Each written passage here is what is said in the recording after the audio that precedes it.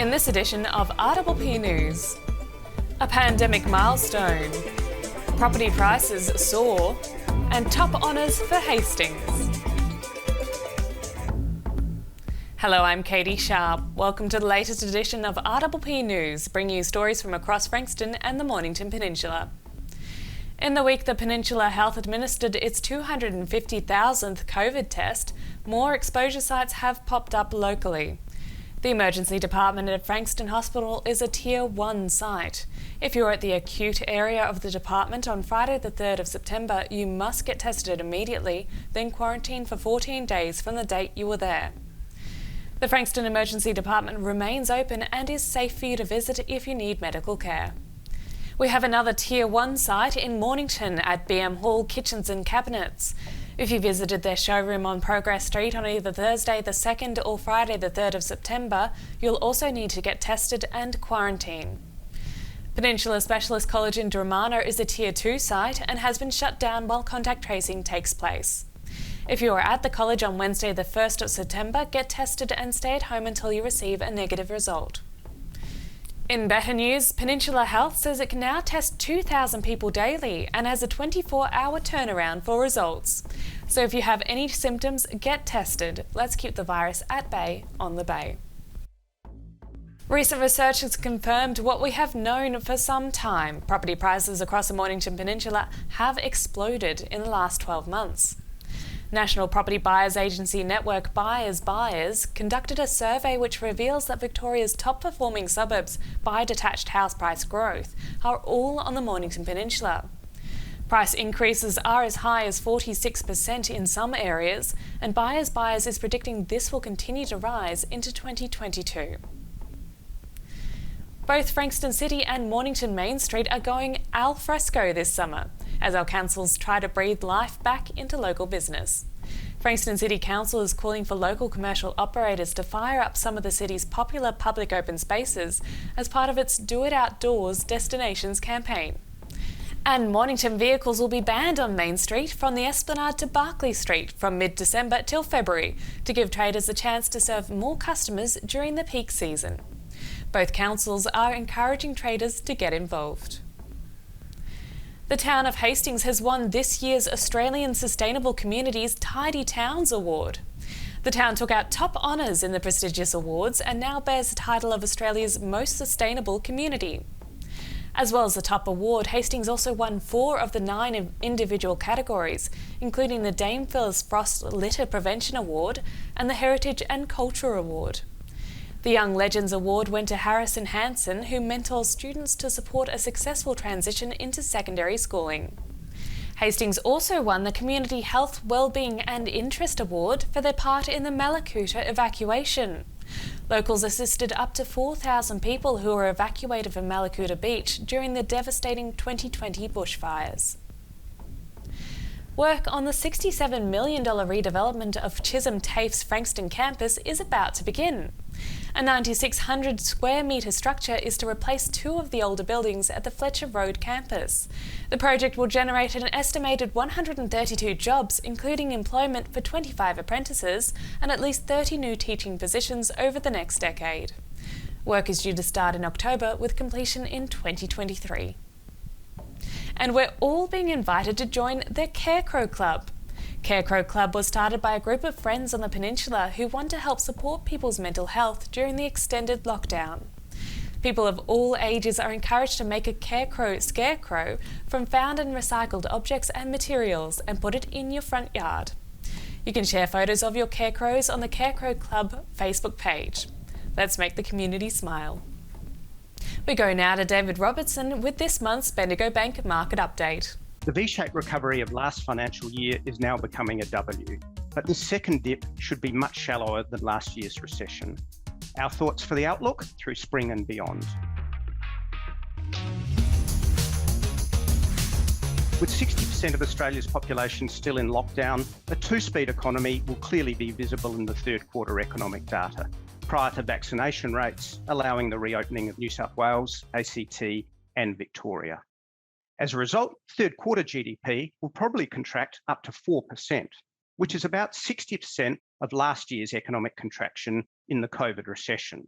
And Unemployment will also briefly rise over the next few months, probably up to around 5.5%. We saw in the latest GDP numbers that Australia's economy grew 9.6% last financial year, the largest annual rise on record. But we will need a repeat of this resilience to bounce back from the current lockdowns. The timing of the recovery is, of course, dependent on vaccination rates. But with increased supply, we are on target to reach 70% by late October and hopefully 80% by late November. This should allow much greater mobility and consumer spending leading up to Christmas, albeit with some complications around state borders and perhaps with greater use of vaccine passports and rapid antigen testing. Businesses continue to be heavily reliant on government support measures. Fiscal support has been critical over the last 18 months, but the RBA are focusing on the recovery through the year end and into 2022. So are pressing on with the tapering of their QE bond purchase program while keeping official interest rates at record lows. Arguably, fiscal policy has been the key driver of supporting businesses and the jobs market, whereas monetary policy has mainly been supportive of the housing market, with national dwelling values now up close to 20% year on year. But larger rises than these are being seen all around the world. Once RBA interest rates start to rise, probably around mid-2023, this market will need to adjust. But for now, all asset classes are being driven by ultra-low central bank rates and increased money supply, with equity markets also extending their gains.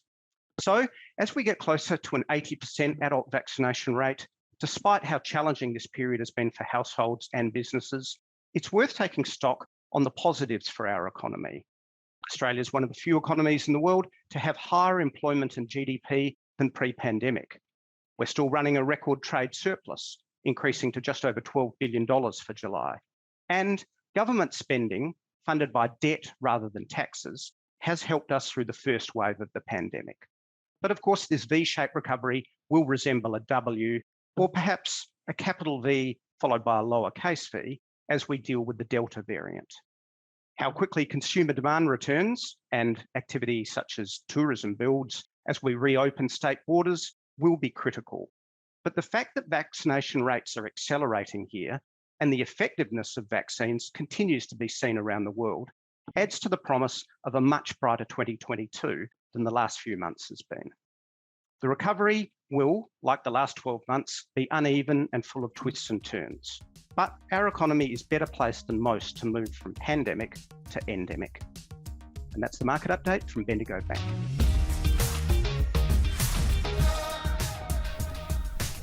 After the break, we go to Patricia with the coming week's weather report.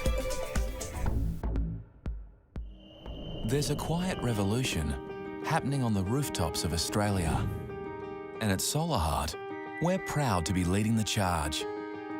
One home, one family, one solar panel at a time, helping smart Aussies make a real difference to the planet, cutting their energy bills and connecting them to their smart energy future. Get smart, get Solar Heart.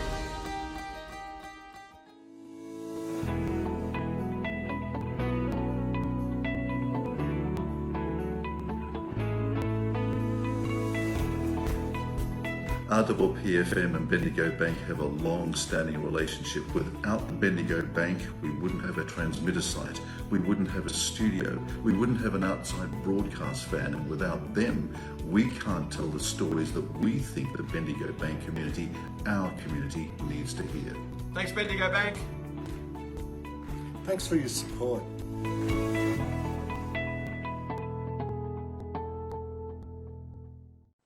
Established in 1988, Progress Signs has been servicing the local community for 30 years. Located on the Mornington Peninsula, they are the #1 destination for all your signage needs, specialising in a variety of signage from vehicles to shop fronts, occasional and corporate events, short-term, long-term and everything in between. If it's signs you need, be it large or small, Progress Signs is the place to call. Available 24/7 at progress-signs.com.au or call the team on 5975 9188. Thinking signs? Think Progress Signs, a station sponsor.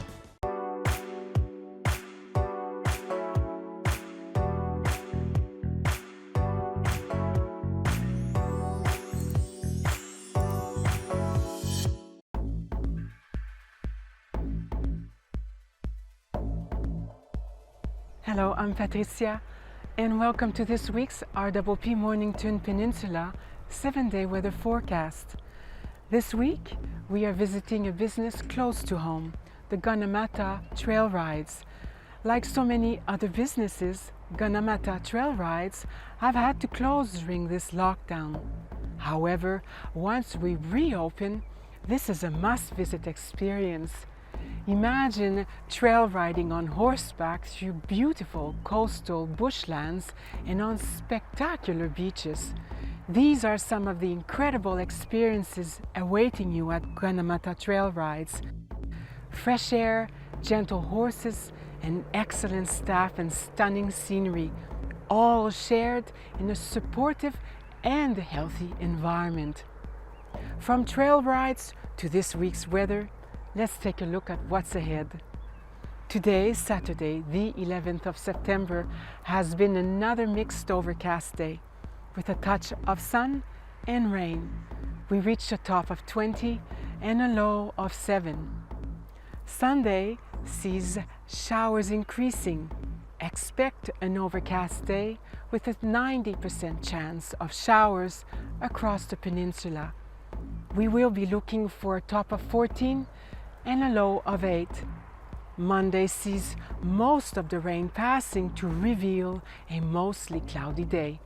We can expect a low of 7 and a high of 14. Tuesday sees another partly cloudy day with a low of 6 and a high of 15. Wednesday, the 14th of September, sees another partly cloudy day, which will bring a 20% chance of rain. Expect a low of 5 and a high of 15. Thursday will be mostly sunny, bringing back some welcome warmth. Expect to feel a low of 7 and a high of 18. And finally, Friday brings a partly cloudy day with a 60% chance of rain. We should feel a low of 9 and a top of 21. Gonomato Trail Rides aims to create the ultimate lifetime experience and learning foundation for all current and future horse enthusiasts and outdoor adventurers. This is a must-experience activity for the family and for a group. So mark this at the top of your post-lockdown to-do lists. Well, that's all for this week. Try to be kind, patient, and understanding with each other. And remember to support your local businesses. Until next time, take good care. And to our surf guru, Muzz, with the Surf Report. Hey, Muzz here with this week's Mornington Peninsula Surf Report. A little bit wild, woolly weather in front of us. It's been a really good amount of swell happening lately, so if you have been able to surf, you should have pretty much surfed yourself out. The next week coming from tomorrow, which is the Friday, we'll start to get a bit of a push in the swell, although the winds aren't going to be the most favourable. But Friday, Saturday, especially Sunday. Sunday's going to get really solid.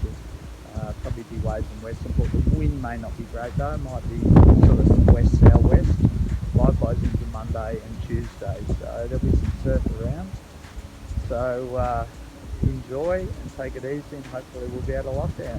See you later. And that's all from our team here at RPPV News, serving the community with stories that matter to you. Keep watching and do tell your friends. Stay safe, use the QR codes and get vaccinated if you can. Bringing you the news from coast to coast across Frankston and the Mornington Peninsula, I'm Catie Sharp. See you for the next edition.